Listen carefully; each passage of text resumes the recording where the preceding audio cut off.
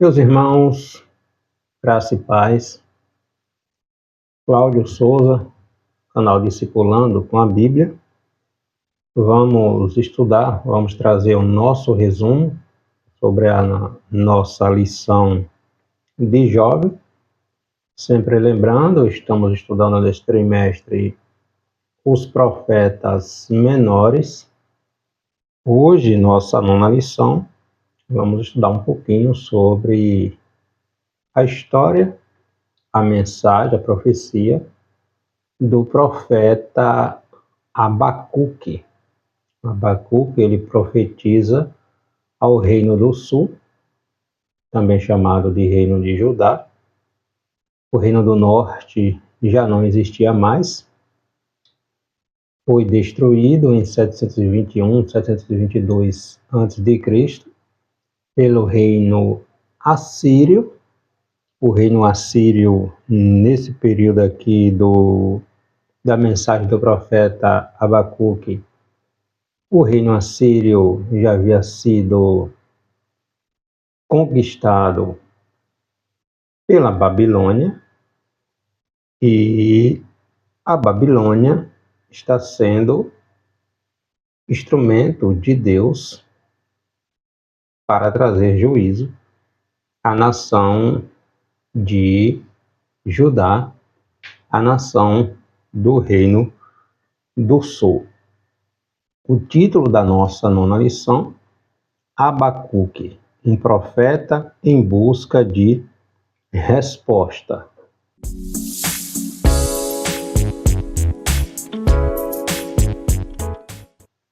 O texto do dia, o versículo do dia, está no capítulo 2, versículo 4. Eis que a sua alma se incha, não é reta nele, mas o justo, pela sua fé, viverá. A verdade aplicada, o livro de Abacuque é uma pérola valiosa, pois exibe a conversa de um profeta submergido profundamente em suas dúvidas diante do Deus de Israel. Os objetivos da lição: conhecer o cenário do profeta Abacuque, mostrar que tem momentos em que Deus se cala, alertar sobre a necessidade da fé, da oração e do avivamento. Em algum momento da sua vida, você já se perguntou: onde está Deus? Por que Deus permite tanta maldade no mundo? Se Deus é amor, por que Ele permite que o justo, que o inocente sofra? Você já se fez essa pergunta? O livro A Mensagem do Profeta Abacuque nos leva a fazer essas reflexões. Onde está Deus? Por que Deus permite tanta maldade no mundo? Então, a gente vai aprender, a partir da mensagem de Abacuque, que em determinados momentos da vida, pode parecer, e é o que às vezes parece, que o mal prevalecerá, que o ímpio sempre irá prosperar. Mas é relevante a gente entender, a gente ter esse entendimento de que o Senhor, nosso Pai, Ele não dorme.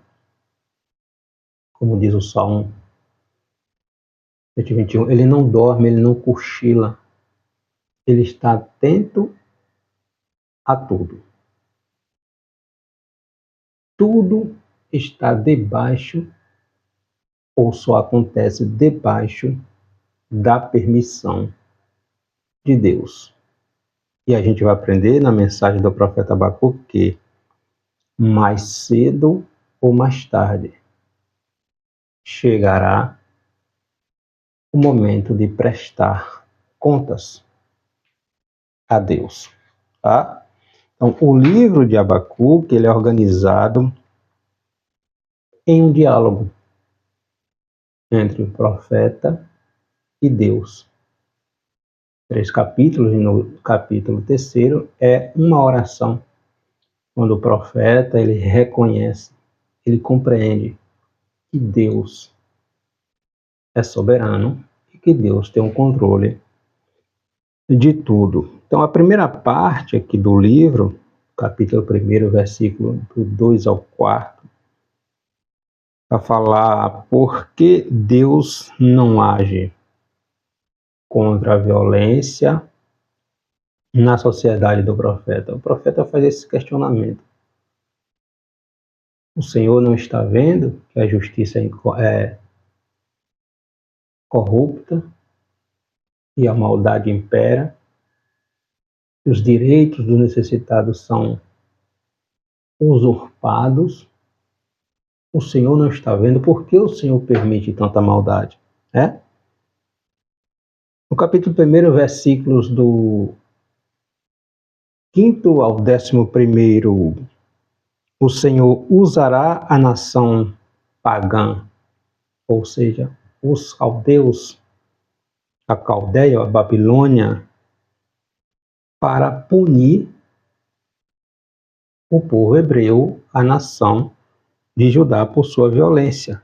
A segunda parte aqui do capítulo 1, do versículo 12º ao capítulo 2, versículo 1, porque Deus usaria uma nação mais violenta ainda, mais ímpia ainda do que os próprios judeus, para trazer juízo, justiça aos hebreus.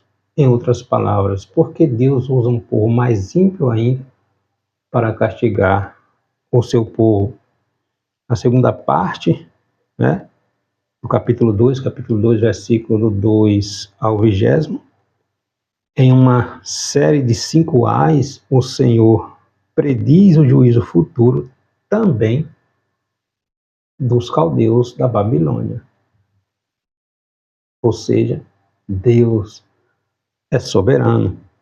E no capítulo 3 é a oração de fé de Abacuque. Abacuque afirma sua confiança em Deus. A gente vai ver nesse livro as principais doutrinas. Primeiro, o pecado humano. Os 2 primeiros capítulos retratam a imagem detalhada da violência, das injustiças, para pontuar sobre a justiça e a onipotência divina, mesmo que o mal ganhe ascendência, aparentemente temporária, nesta sociedade humana, a palavra final sempre será de Deus. O bem sempre vai vencer o mal. A natureza da fé, a fé permanece no caráter divino e é exercida diante de muitos que poderiam trazer em questão a bondade de Deus, a justificação pela fé. Capítulo 2, versículo 4, quando o profeta entende que Deus é soberano, ele vai entender que o justo ele vive pela fé ele viverá, citado também em Romanos, em Gálatas, pelo apóstolo Paulo, e a suficiência de Deus para satisfazer. O profeta reconhece e exalta a suficiência de Deus, independente de quaisquer prejuízos que ele sofra. Capítulo 3, versículo 17 ao 19, quando ele diz, ainda que a figueira não floresça. Entende? Então, Deus, irmãos, é soberano e ele tem o controle, ainda que, às vezes, aos nossos olhos, Deus não esteja se importando com o que acontece neste mundo.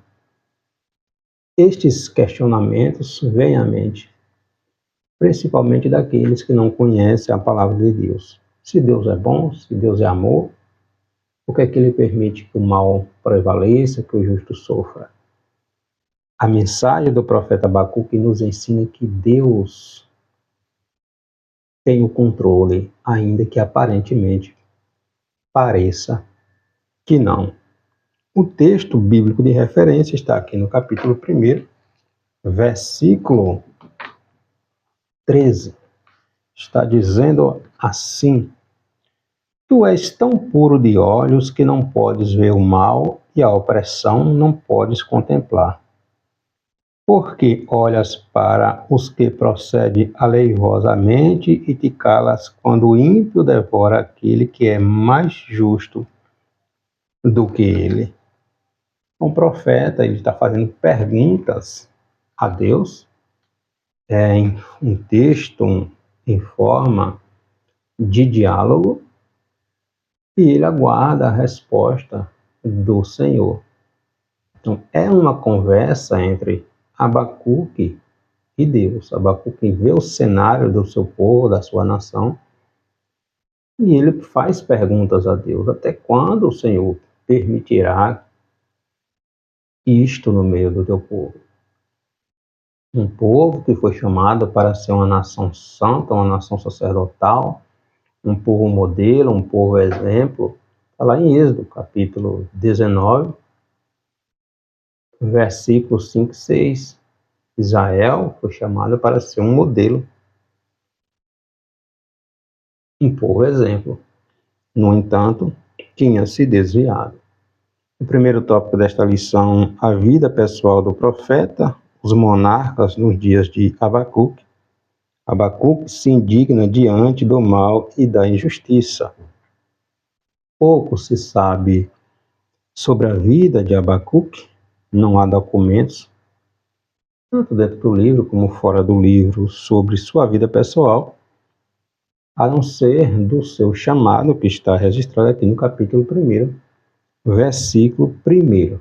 Provavelmente, possivelmente, ele fosse um levita, ele viesse da tribo de Levi, já vista que no 3º capítulo é uma oração em forma de salmo, né? Então, possivelmente, se entende, a maioria dos teólogos, dos estudiosos, que Abacuque fosse um levita, né? Estudiosos dizem que ele foi contemporâneo, e a mensagem dele vem contextualizar isso aqui, do profeta Jeremias, né? Tendo profetizado em Jerusalém para o Reino do Sul, contra a opressão dos ricos, contra a opressão social.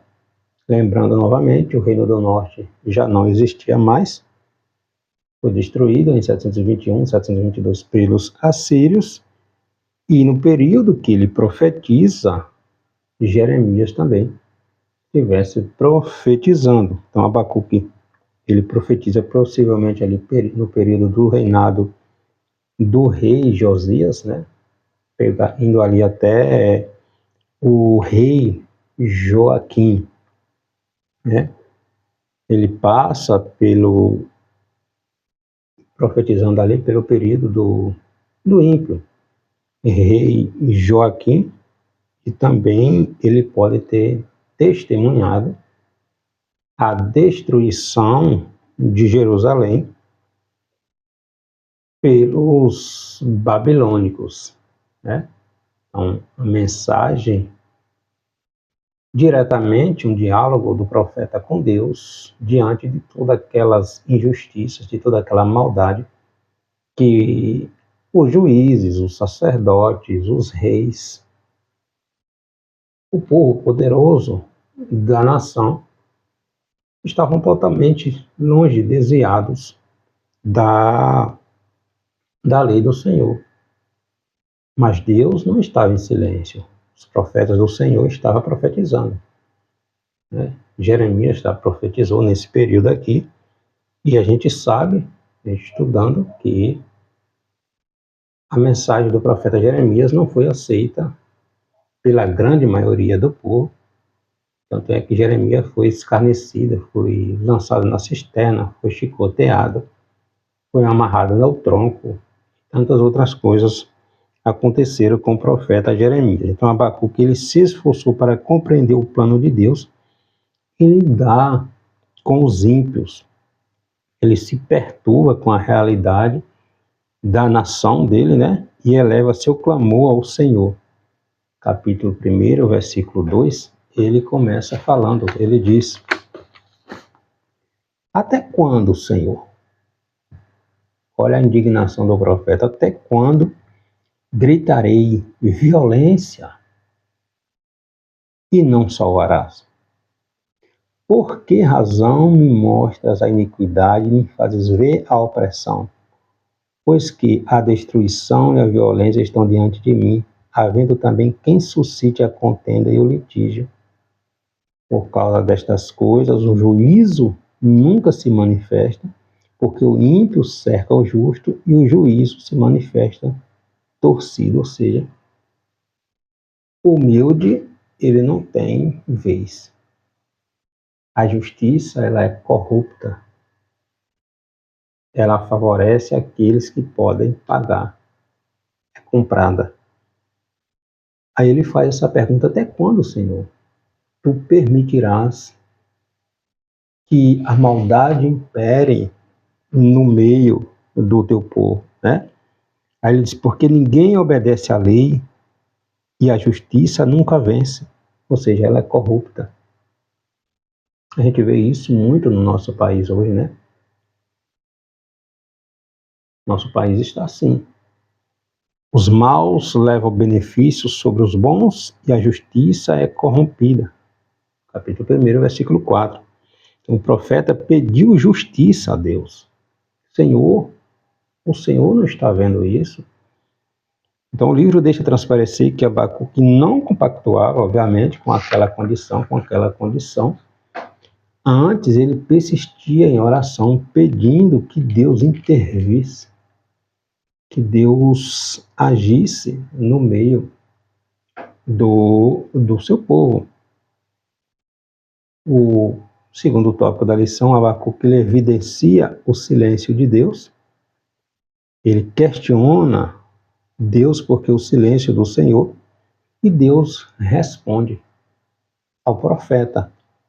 Então Abacuque evidencia essa preocupação pelo aparente silêncio de Deus diante da malícia, da maldade que imperava na nação, a exploração sem precedente dos ricos sobre os pobres, a corrupção dos líderes religiosos causavam uma inquietação no profeta. A gente vai ver a maldade, a corrupção, o desvio no meio daqueles, inclusive os próprios sacerdotes, aqueles que deveriam ser exemplo, dar exemplo, e isso indignava o profeta. Deus é o teu povo, Pai.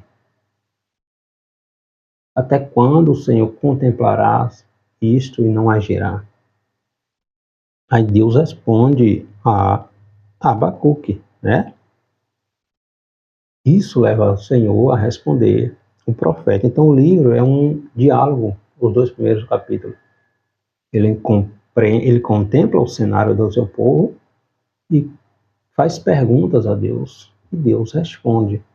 Tá? Então Abacuque ele não conseguia entender como um Deus reto pode tolerar os traidores maus, já que seus olhos são puros demais para olhar para o mal. Abacuque ele questionava a Deus por ficar calado em ver o ímpio devorar aquele que é justo, aquele que precisa da justiça, mas ela é corrupta. Então Deus usa os caldeus, a Babilônia. Deus iria usar a Babilônia. A Babilônia estava na iminência de 20 anos depois, aproximadamente ali, começa a invadir Judá, começa a invadir Jerusalém, tá? Então a gente vê homens da Bíblia que também passaram por esses grandes sofrimentos. A gente tem um exemplo de Jó. Por que é que o justo sofre? Às vezes um plano maior de Deus que nós não compreendemos, mas Deus conhece todo o cenário. Deus tem uma visão completa das coisas. Nós questionamos mas nós somos apenas um pontinho neste universo que Deus controla. Jó não sabia o que passava por ele, por que ele estava passando por aquilo, na verdade. No capítulo 38, quando Deus responde o profeta, Deus começa a fazer perguntas, na verdade. Onde tu estavas? Quando eu estabeleci os alicerces, quando eu dei limite às ondas do mar. Deus começa a fazer perguntas e Jó fica em silêncio porque ele entende que não compreendemos os planos de Deus. Da mesma forma, Jeremias, o profeta das lágrimas, o profeta incompreendido. Quanto Jeremias sofreu? Porque pregava, mas não dava um crédito à pregação de Jeremias. O levita, o salmista, Asaf, no Salmo 73, Asaf chega a questionar. Ele faz uma comparação. Por que é que o ímpio prospera? Por que é que aquele que não teme a Deus, muitas vezes, cada vez mais enriquece, não passa por aperto, enquanto o justo, aquele que se submete ao senhorio de Cristo, ao crivo da palavra, às vezes sofre tanto, passa por privações. Asaf questiona, pergunta. Aí ele diz, até que eu entrei no santuário, na presença do Senhor, entendi e compreendi qual é o destino final dos ímpios.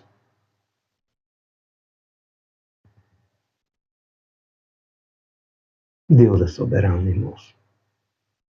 Então Abacuque, ele teve de lidar com o problema da aflição dos justos e das ilusórias vantagens dos ímpios. Aí ele vai até o Senhor. Meu Pai, até Senhor, até quando? O Senhor vai contemplar isso, o Senhor vai ver isso no meio do teu povo. E o Senhor chamou para ser santo. Aí Deus responde ao profeta. Estaria levantando um povo, uma nação, que seria instrumento de juízo para o seu povo. E aí isso aí criou um nó na cabeça do profeta. Como? O Senhor vai usar um povo mais ímpio ainda, mais cruel ainda, para trazer juízo ao teu povo? Sim. Sim. Mas chegaria o momento em que este povo também, os caldeus, a Caldeia, a Babilônia, teria que prestar contas a Deus. A gente vê lá no capítulo 4 do livro do profeta Daniel, quando Nabucodonosor ele passa 7 anos lá pastando com os animais, vivendo como um animal, quando ele é restaurado, ele vai assinar lá um edito declarando que Deus é soberano. O trono, o poder está nas mãos de Deus. E Deus estabelece rei e reis, reino e reis, e destitui rei e reinos. Deus é soberano. Eu e você não compreendemos o plano de Deus, a mente de Deus. Nossa mente é finita. Nós somos criaturas. Deus é eterno. Por que o justo sofre? Onde está Deus? Porque o ímpio sempre prospera. Será? Não se equipare, irmãos, com aqueles que não temem ao Deus, com aqueles que não temem ao Senhor. Gálatas capítulo 5, versículo 22 está lá, a lei da semeadura. Deus não se deixa escarnecer, ninguém zomba de Deus. Asaf compreendeu isso, Salmo 73. Jó entendeu isso, a partir do capítulo 38. Mas na frente ele vai dizer, eu falava o que eu não entendia. Assim somos nós. Os planos, a mente de Deus, não é a nossa mente. Nada nem ninguém atrapalha, frustra os planos de Deus. Entende? Ninguém atrapalha, frustra o plano de Deus. Então, aí ele vai dizer, sobre a minha guarda estarei e sobre a fortaleza me apresentarei e vigiarei para ver o que fala comigo e o que eu responderei quando eu for arguido. Capítulo 2, versículo 20, versículo 1. Abacuque faz a pergunta a Deus e diz, ficarei aguardando na fortaleza, esperando o momento em que ele me responderá. E finalmente Abacuque ouve a voz de Deus. Capítulo 2, versículo 2. A resposta de Deus, entretanto, encheu a alma do profeta de apreensão, quando ele entende, vê que Deus estaria usando os babilônicos, usaria os babilônicos para trazer juízo ao seu povo. Deus mandou que o profeta anotasse em tábuas a visão que lhe daria, para que todo o povo fosse avisado sobre o juízo que iria enfrentar. Capítulo 2, versículo 2. Então o Senhor me respondeu e disse, escreve a visão e torna-a bem legível sobre tábuas, para que a possa ler quem passar correndo. Mesmo passando correndo, vai ver o que se sucederá a este povo que se corrompeu. E o capítulo 3, o tópico 3 da nossa lição, o justo viverá pela fé. A oração de Abacuque e a oração por avivamento. O capítulo 3 é uma oração de Abacuque em forma de salmo, porque Abacuque entende, compreendeu que Deus tem o controle de todas as coisas. Então, a expressão aqui do capítulo 4, versículo 2, o justo viverá pela fé, é vista na Bíblia aqui pela primeira vez aqui no livro de Abacuque. E essa mesma expressão é citada lá no Novo Testamento pelo apóstolo Paulo, Romanos capítulo 1, versículo 17, Gálatas capítulo 3, versículo 11, na carta aos Hebreus, capítulo 10, versículo 38. E no século 16, 1517, a gente vê isso com Martinho Lutero, né? Martinho Lutero, estudando a carta de Paulo aos Romanos, ele se depara com essa expressão justo viverá pela fé, capítulo 1, versículo 17 de Romanos. Paulo citando aqui Abacuque, e essa frase acende uma chama no coração de Martinho Lutero. O justo viverá pela fé. Não é por meio de obras, não é a obra que salva. A fé no Senhor Jesus Cristo. Então, Abacuque entende que Deus é soberano, que Deus tem o controle de todas as coisas. Então, o capítulo 3 de Abacuque é uma forma de salmo. No derradeiro versículo, o profeta parece ter encontrado grande bem-estar na resposta divina, pois vemos que Abacuque faz uma oração e entoa uma alegre canção. A gente vê no capítulo 3, versículo 2, né? Quando ele diz, ouvi, Senhor, a tua palavra e temi. Abacuque entendeu que apesar do caos, apesar de aparentemente aos olhos humanos o mal está prevalecendo, Deus tem o controle de todas as coisas. Então, nesta oração, fica claro que o profeta entendeu que a situação sempre esteve e sempre estará no controle de Deus. Uma palavra de Deus ocasionou receio e, ao mesmo tempo, descanso no coração do profeta. Ouvi, Senhor, a tua palavra e temi. Aviva, ó Senhor, a tua palavra no meio dos anos. No meio dos anos, torna-a conhecida. Avivar significa tornar mais vivo, animar, revigorar. Aí a gente aprende que Deus tem o controle de todas as coisas. No capítulo 3, versículo 17, 18, 19, Abacuque diz: porque ainda que a figueira não floresça,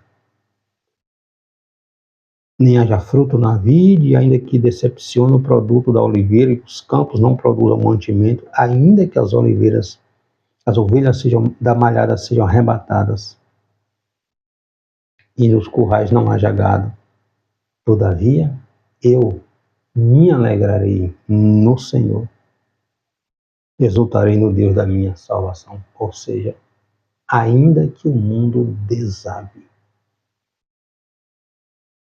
Deus, meu Deus, teu Deus, tem o controle de todas as coisas. Ainda que eu não entenda, tua vida está nas mãos de Deus, minha vida está nas mãos de Deus. Ainda que eu não compreenda todo o cenário, que eu não vou compreender, eu me alegrarei no Senhor, porque eu sei que Ele cuida de mim e que Ele tem o controle de todas as coisas. Deus é soberano, não esqueça disso. Deus governa, ainda que aparentemente pareça que não. O mal só vai até onde Deus permite. Deus abençoe.